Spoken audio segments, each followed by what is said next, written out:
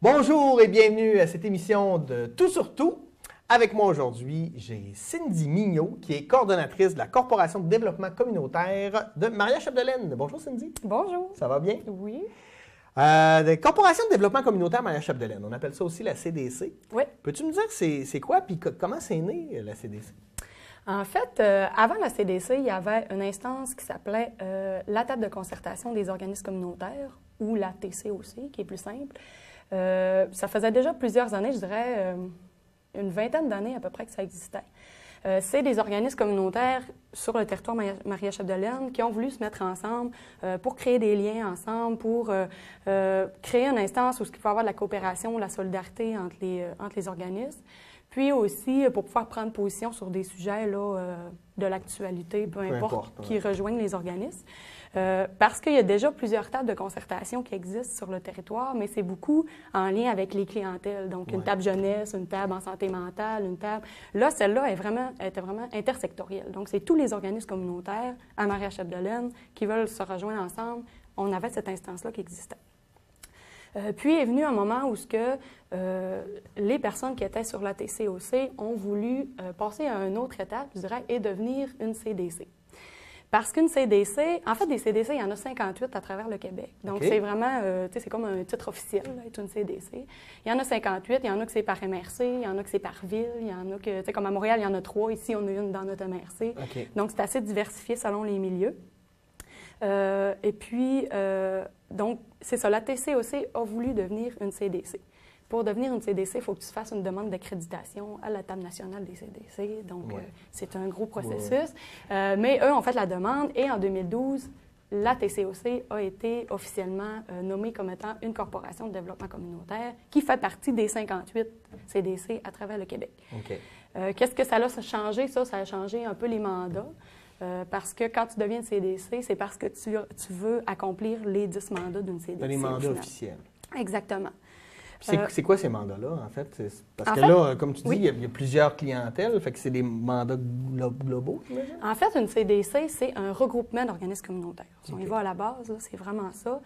Sauf que sa mission, c'est d'assurer que les organismes communautaires participent à la vie, au développement local du milieu. Pour pas qu'ils soient tassés puis qu'on soit vraiment impliqués dans le milieu. Qui arrête de fonctionner en silo, mais que tout le monde fonctionne en même temps. Exactement. En fait, dans la communauté. Exactement. Donc, dans nos mandats, on a premièrement celui de concertation, qui est de se concerter les organismes communautaires ensemble, localement, mais aussi de se concerter au national avec les autres CDC, puis au régional avec les autres CDC, avec les autres regroupements. Donc, on est comme un peu le porte-parole des organismes communautaires qui vont être ici là, au local. Puis quand je parle de local, on représente MRC, Maria-Chapdelaine, incluant Saint-Louis-de-Milo.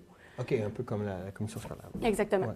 Donc, voilà, on a le mandat de concertation. On a aussi l'information. Tu sais, on est loin dans le petit bout du monde. Bien, nous autres, on va au national, on va au régional, essayer d'aller chercher les informations. Comme en ce moment, c'est beaucoup l'austérité qui nous concerne. Donc, c'est quoi qui se passe ailleurs, en quoi ça nous touche, pour ramener les informations ici, pour que nos organismes communautaires soient informés sur ce qui se passe ailleurs. Puis aussi d'assurer que l'information circule entre les organismes eux-mêmes pour qu'ils s'entraident ensemble. Oui, vous créez en même temps un réseautage dans tous ces organismes-là. Exactement. Aussi, en tant que CDC, on organise des formations. Donc, on va aller chercher les besoins dans les organismes. Ils ont des besoins de formation en quoi? Est-ce que c'est plus en intervention ou plus comment en CA, les règlements généraux, comment on fait ça? Donc, on va aller chercher les besoins des gens puis on va organiser des formations là, pour remplir ces besoins-là. Aussi, on a des services aux membres diversifiés. Là. Donc, en fait, je vais revenir quand même au début, c'est que tous les organismes communautaires sur le territoire peuvent faire une demande pour être membre de la CDC. C'est nous, on va recueillir les demandes puis on va analyser ça, parce qu'il y a quand même quelques critères, là, dont l'action communautaire autonome, plein de choses qui sont comme plus officielles. Là. Mais tous les organismes communautaires peuvent faire une demande pour être membre de la CDC. Ça coûte 30 $ par année, c'est une somme bien symbolique. Puis, ils vont avoir droit à nos services. Et nous, on va offrir des services aux membres. C'est assez diversifié, je dirais. C'est ponctuel en fonction des besoins. Ça peut être aussi une demande d'un de vos membres qui vous dit « Moi, j'aurais besoin de telle chose. » Puis des fois, « Ah, mais ça peut peut-être être utile aux autres. » Exactement. Puis, tu sais, ça peut être vraiment varié. Ça peut être un problème avec le conseil d'administration. Ça peut être qu'ils ont besoin de médiation. Ça peut être vraiment varié. Je dirais que je suis toute seule à la CDC en tant que ressource. Okay. Donc, je suis loin d'avoir toutes ces compétences-là, d'être très bonne dans tout ça. Sauf que moi, mon rôle, ça va être que si je ne suis pas capable d'y répondre, bien, de trouver quelqu'un qui va être capable de répondre aux besoins. Okay. Donc, on est comme une ressource qui va essayer de trouver toutes les autres ressources. Là. OK. Ouais. Fait que ça, c'est pour vos membres. Puis je sais que vous êtes aussi en train de rédiger la politique de développement social de la MRC. Oui, oui. C'est quoi ça, la politique de développement social? C'est une demande de la MRC? Oui, exactement. En fait, on va en parler un peu plus tantôt de les fonds, de tout ça, ça vient de où?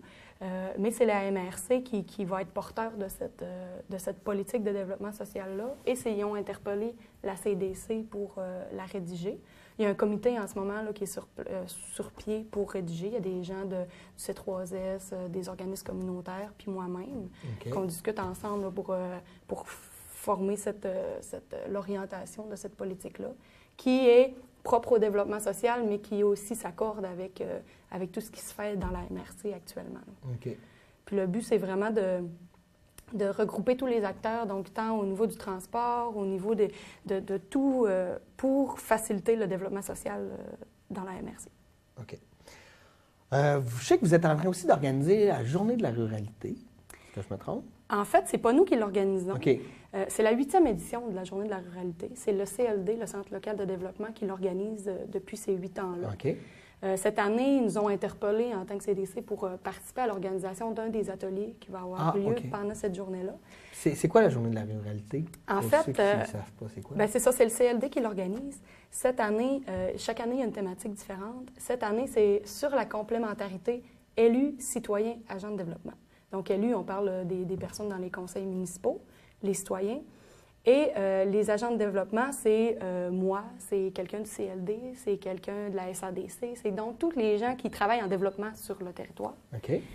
Le but de cet atelier-là, ça va être de différencier tout ce beau monde-là. C'est quoi une CDC? Ouais. C'est quoi le CLD, la SADC, le C3S, tout ça, parce que ça fait beaucoup.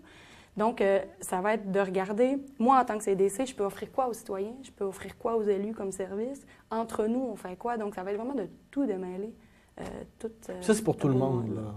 Oui. Cette journée-là, puis c'est quand ça a lieu? C'est samedi prochain. Oh. Donc, c'est le 25 avril. Chaque année, ils se déplacent dans une municipalité différente. Cette année, c'est à Normandin, au centre communautaire de Normandin. Et c'est toute la journée. Bien, ça débute à 8h30 le matin, mais ça se termine aux alentours de 14h. Là. Donc, on est quand même capable de faire quelque chose de notre journée après. Là. Puis là, tu me parles que ça, c'est l'atelier que vous allez donner, c'est ça. Puis, mais il y a plein d'autres ateliers, j'imagine. Oui, bien en fait, là, vous pouvez voir, le CLD diffuse beaucoup, là, comme là, il va y avoir un mot de bienvenue de M. le maire de Normandin, le préfet aussi qui va venir parler. On va parler du pacte rural, parce que souvent, la journée de la ruralité, c'est pour revenir sur le pacte rural. Il va y avoir notre atelier où on va être, je crois que c'est 13 agents de développement qui vont être là pour se présenter, pour animer l'atelier, pour faire chuter les discussions, à savoir, est-ce que vous savez c'est qui les acteurs qui peuvent vous aider? Donc, puis on va revenir en plénière. Puis je crois la remise des Grands Prix de la ruralité qui va être faite. Moi, je ne connais pas beaucoup ça, mais le CLD pourrait mieux vous renseigner. Puis ça se termine à 14h. Bon, c'est intéressant. Voilà. Mais c'est ça, tout le monde est invité, autant élu que citoyen. Et je sais que vous consultez aussi vos membres sur une mobilisation contre l'austérité. En fait, ben là, je ne vous apprendrai rien de vous dire que c'est un gros sujet dans le moment, l'austérité. Oui. Les organismes communautaires sont touchés. Donc, nous, quand on est allé à notre dernière table nationale des CDC, on nous a mandaté. Il faut que vous consultez vos membres à savoir est-ce qu'ils veulent s'impliquer dans ça et est-ce qu'ils sont informés aussi sur ce qui se passe. Puis au régional aussi, on nous a demandé la même chose. Nous, en tant que CDC, on ne prend pas de position officielle. C'est les membres qui vont prendre une position, puis nous, on va suivre la position de nos membres. Sauf que là, c'est certain que sur tous les comités où on va, tant national que régional, c'est le sujet qui est là. Et puis, il y a le 1er mai là, qui va avoir une grosse journée de mobilisation. Donc, en ce moment, c'est ça qu'on fait. On consulte les membres, on les informe Premièrement, sur c'est quoi l'austérité, sur c'est quoi la journée du 1er mai, en quoi ça nous rejoint, puis est-ce qu'on se mobilise ou est-ce qu'on se mobilise pas. Donc, on en est là pour l'instant. C'est intéressant quand même, parce qu'il y a des gros enjeux sociaux qui se brassent en ce moment. Exactement. De pouvoir donner notre point de vue et de... Exactement. Okay. Puis c'est ça, le 1er mai, il va y avoir une rencontre régionale. Bien, il va y avoir des mobilisations un peu partout au Québec, en fait, tant dans le milieu communautaire que dans le milieu syndical, que chez les étudiants. Donc, c'est pour ça qu'on parle là, quelquefois de grève sociale. C'est que si tous les milieux se mobilisent, on va pouvoir parler d'une grève sociale. Là, pour l'instant, nous, ce qui nous concerne, c'est vraiment juste la grève du communautaire, parce que, au final, ça va faire un tout. Mais là, sur quoi on se positionne, c'est la grève du communautaire. Est-ce qu'on embarque ou est-ce qu'on n'embarque pas? Puis, il va y avoir des actions un peu partout, là, tant au milieu local que régional. Il va y avoir une action régionale le 1er mai à Alma. Il va y avoir une chaîne humaine là, pour représenter le filet social. On ne veut pas que le gouvernement touche au filet social. Donc, mais c'est ça, la CDC en soi, on ne sait pas encore. On est en train de consulter nos membres à savoir est-ce qu'on participe à ça ou pas. D'accord. Tu vas nous parler aussi du Fonds de développement collectif Maria Chapdelaine. Oui. Oui. C'est quoi ça, le Fonds de développement collectif? En fait, en 2012, il y a Développement collectif qui a été créé. OK. C'est un organisme à but non lucratif. Lui, qu'est-ce qu'il fait? C'est qu'il gère les bleuetières. Il y a 3 ou 4, je crois que c'est 4 bleuetières sur le territoire de la MRC qui appartiennent à la MRC. Développement collectif, il les gère. Okay. C'est un peu ça. Et en 2012, quand ça a été créé, le président de Développement collectif a annoncé qu'une partie des fonds, une partie des profits des bleuetières qui allaient être récoltés allait être redistribuée dans la communauté. Okay. Donc, pour nous, c'était une très bonne nouvelle. La première année, c'est 20 000 qui est ressorti de ce montant-là. Il a été utilisé pour aider la CDC à se décoller. Okay. Et aussi pour la politique de développement social qu'on vient de parler. Okay. Donc ça, c'est le premier 20 000 qui est ressorti de ça. Cette année, pour 2014-2015, dans le fond, c'est 30 000 qui est ressorti de ça. Et puis, le développement collectif, ce qu'ils ont dit, c'est, bon, l'année passée, on l'a utilisé plus en rédaction, plus en démarrage de CDC, mais cette année, ils voudraient que ce soit vraiment plus en action concrète envers les personnes dans le besoin de notre MRC. Donc, pas des études ou des recherches. On ne veut pas réfléchir, on veut de l'action. On veut de l'action, exactement. Okay. Donc, on veut que ça touche vraiment les personnes directement. Puis, ils nous ont interpellés en tant que CDC à savoir, est-ce que la CDC, vous voulez vous occuper de la distribution de ces fonds-là? Donc, la CDC a accepté et puis ils se sont penchés comment on va distribuer ça. Parce que le développement collectif, leur seule restriction, c'est en lutte à la pauvreté et à l'exclusion sociale, c'est directement aux personnes. Donc, nous, on est parti avec ça et il y a un formulaire qui est ressorti de ça parce qu'on a décidé de redistribuer ces fonds-là sous forme d'appel d'offres. Donc, c'est des projets. Là. Les gens peuvent soumettre des projets pour avoir une partie des fonds pour faire des projets concrets pour les gens qui sont dans la pauvreté. Oui. Donc, c'est tout. On interpelle, dans le fond, tous les organismes communautaires à but non lucratif sur le territoire. Ça, c'est les seules personnes qui peuvent participer aux appels d'offres. Oui, exactement. Il faut être un organisme à but non lucratif. OK, parfait. Donc, ça, c'est comme le critère. Puis, l'organisme en soi n'est pas obligé d'avoir dans sa mission la lutte à la pauvreté. Okay. Il peut ne pas œuvrer habituellement en lutte à la pauvreté et décider de faire un projet qui touche la lutte à la pauvreté. Donc, c'est assez ouvert à tous. Il y a quand même des critères là, qui sont expliqués. Comment on va, parce que si on a 50 demandes, on ne pourra pas donner à 50 personnes. Donc, il y a quand même une procédure d'évaluation qui va être faite, mais elle est quand même bien expliquée dans notre formulaire, dans le formulaire du fonds. Et puis, voilà. Donc, on va inviter les gens à participer à ces appels d'offres-là si vous êtes dans un organisme à but non lucratif. Où est-ce qu'on peut le retrouver, le formulaire? Moi, je l'ai entre mes mains. Souvent, c'est parce que les gens vont préférer l'avoir par courriel pour pouvoir le remplir sur leur ordinateur plutôt que de l'imprimer et le remplir à la main. Fait qu'on t'appelle? On m'appelle moi-même. Et ton numéro, c'est bien au 88 920 22? Oui, exactement. Je suis tellement bien informé. C'est exactement ça, 900 2022. Et on a jusqu'à quand pour participer à l'appel d'offres? C'est le 30 avril, la date limite. Donc, puis, ce que je voulais clarifier, c'est que ça peut être des nouveaux projets, mais ça peut aussi être quelqu'un qui a déjà un projet en cours puis qui veut le bonifier. Ça aussi, ça se peut. Puis des gens qui veulent consolider leurs activités régulières. Donc, des organismes qui œuvrent déjà en lutte à la pauvreté puis qui veulent juste avoir de l'argent supplémentaire pour une chose, ils peuvent faire la demande aussi. Donc, c'est pas juste des nouveaux projets. Là. Puis ça, c'est pour 2014-2015. Donc, une fois qu'on est parti, on a comme une année pour compléter notre projet. Exactement. Donc, ce qu'on veut, c'est des projets ou des demandes qui rentrent dans un an parce que le montant est comme pas renouvelable, dans le fond. Okay. C'est sûr que le développement collectif peut nous remettre des fonds encore l'année prochaine, mais encore, on dépend de la température et des bleuetières. Ça, c'est clair. Hein? Donc, mais ça pourrait être un fonds qui revient à tous les ans. Ça permet, en fait, de faire des beaux projets pour la communauté. Exactement. Donc, c'est un beau plus, je dirais, pour notre communauté. Et puis, c'est quoi, de quoi va être fait l'avenir avec la CDC? Avez-vous d'autres projets qui sont en branle ou des trucs que vous dites à long terme ou à moyen terme, on veut aller vers ça? Ou... Je dirais qu'on est plein de... on est plein d'avenir, là, dans le sens que moi, je suis là, je suis la première ressource permanente à la CDC, puis je suis là depuis le mois de février. Donc, c'est tout neuf. Tu sais, ça fait quand même 2 ans, depuis 2012, que ça se trame et que ça se jase. Mais officiellement, que je suis là... c'est tout neuf. Donc, on est beaucoup à se faire connaître, à ce que les gens savent c'est quoi une CDC, en quoi on peut l'interpeller, puis en quoi elle peut nous aider. Donc, d'où pourquoi je suis ici aujourd'hui. Et je dirais qu'on a... Les CDC, en soi, ont 10 mandats. Nous, on n'en remplit encore que quelques-uns. Donc, on a encore du chemin à faire. On a encore beaucoup de possibilités. Puis... C'est bien intéressant tout ça. Bien, merci beaucoup, Cindy. Bien, merci de m'avoir reçu. Bien oui, ça fait plaisir, c'est agréable. Je rappelle certains petits détails. Donc, si vous êtes un organisme communautaire et que vous ne faites pas partie de la CDC, je pense que c'est le temps d'en faire partie. Oui, on débute là, nos périodes d'inscription pour l'année prochaine. Donc, juste à rentrer en contact avec nous. Puis... Bon, parfait.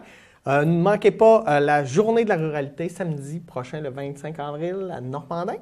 Et aussi, bien sûr, l'appel de projet pour le Fonds de développement collectif Maria Chapdelaine.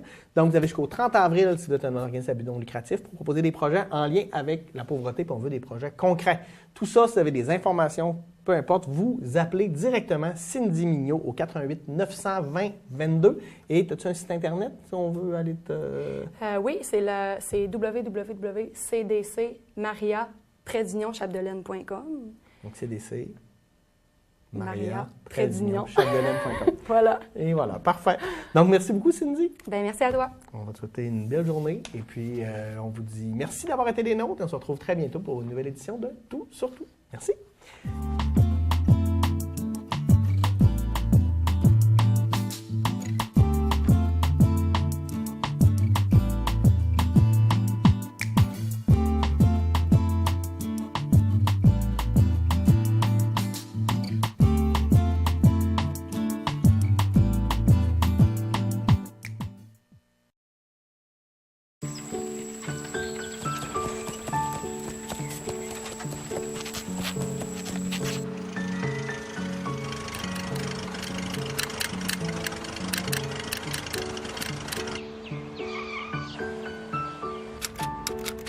Avant, on n'écrivait pas de messages en conduisant. Il y avait sûrement une bonne raison.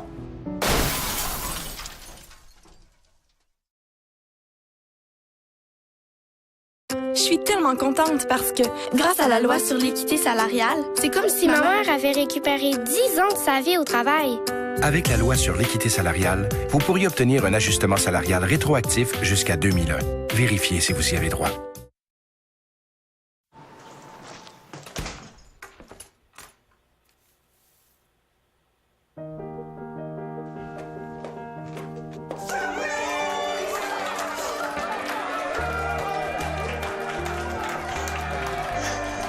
Bonne fête, mon amour. Est-ce que ça change quelque chose à ce que vous pensiez il y a 20 secondes? Luttons contre l'homophobie.